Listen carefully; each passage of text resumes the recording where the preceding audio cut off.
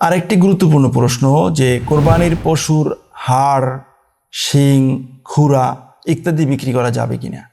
বলে যে কোরবানির তো গোশত খাইলাম, এতগুলো হাড় কি করব, এগুলো ফেলে ফেলে দিয়ে লাভ কি, তো বিক্রি করে দেই, অথবা শিং বিক্রি করে দেই, খুরা বিক্রি করে দেই, খুরা তো আমরা খাই না, ইত্যাদি ইত্যাদি। এই সমস্ত কোনো কিছু বিক্রি করা যাবে না। কোরবানির সাথে সংশ্লিষ্ট হাড়, শিং, খুরা কোনো কিছু বিক্রি করা যাবে না। আর যদি কেউ বিক্রি করেই ফেলে তাহলে এই সম্পূর্ণ মূল্য তাকে সদকা করতে হবে। সম্পূর্ণ মূল্য সদকা করা ছাড়া তার কোরবানি শুদ্ধ হবে না।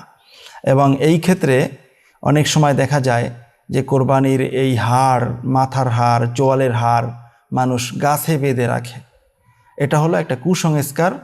গাছে বেঁধে রাখলে গাছে ফল হবে ভালো, অথবা ভূত বাড়িতে আসবে না, অথবা রোগ ব্যাধি বাড়িতে আসবে না। এগুলো হচ্ছে সবগুলো কুসংস্কার। এই কুসংস্কার কোরবানির সাথে কোনো সম্পর্ক নেই।